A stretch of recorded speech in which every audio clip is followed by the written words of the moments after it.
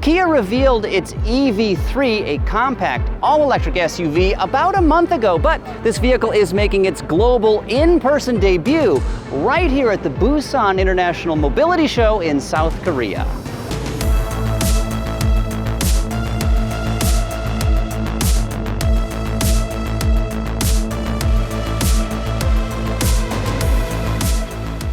And here it is, the Kia EV3 is making its global debut here at the Busan International Motor Show in South Korea. This is a compact, all-electric SUV, and I'll tell you, it looks pretty sharp.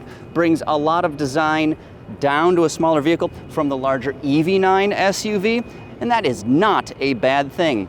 Up front, you can see we have vertical DRLs that are pushed out to the far corners of this car's face. Again, a family resemblance to the much larger and three-row EV9, which, if I pan to the left, is right over there in a beautiful shade of blue. Up front, we have the tiger face design theme, fits in with the rest of the broader Kia lineup. And of course, they have also included the star map lighting signature. It's impossible to see right now under this harsh auto show lighting, but segments of the front fascia should be illuminated. A very distinctive look. Again, another feature borrowed from that EV9.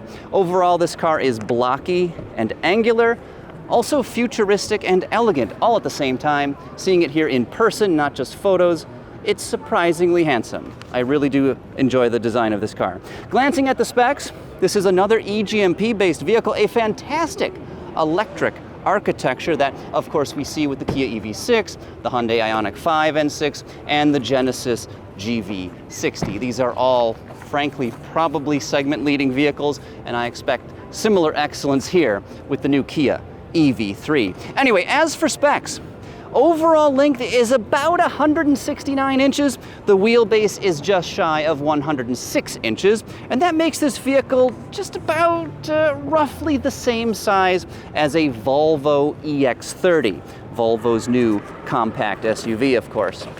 So these two might compete with one another. Volvo is, of course, a premium brand. Kia is more mass market, but I could definitely see these two models competing with each other. As for technology, you get a fourth generation battery pack in this vehicle. Two versions will be offered. The standard variant clocks in at 58.3 kilowatt hours, though you can get a long range model with a significantly larger battery. That one is 81.4 kilowatt hours, and Kia is claiming around 600 kilometers of range in this vehicle. And that, of course, is on the generous WLTP testing cycle. So once the US EPA does its thing and evaluates the EV3 here, expect that number to be significantly lower. I'm going to say somewhere in the neighborhood of 300 for the long-range pack, and that's probably a pretty good estimate. As for performance, you get a single electric motor in this vehicle and, of course, front-wheel drive. That gets you up to 201 horsepower and 209 pound-feet of torque. Not overly impressive numbers. I'm kind of surprised all-wheel drive isn't available, at least from the onset, but it's still enough to get you from 0 to 100 kilometers per hour, of course 62 miles per hour, in around 7.5 seconds, so should be entirely competent performance for a small SUV. Inside, the cabin of this vehicle was supposedly inspired by nature. And I don't know that I necessarily see that, but it is very clean and handsome. Of course, again, it fits in nicely with the broader Kia lineup, and a lot of good materials are being used in here. If I slide behind the wheel, it's handsome, it's well built. Let me zoom out a little bit, there we go. Handsome, well built, a lot of sustainable materials in this vehicle as well that are also recyclable, which is a very good thing.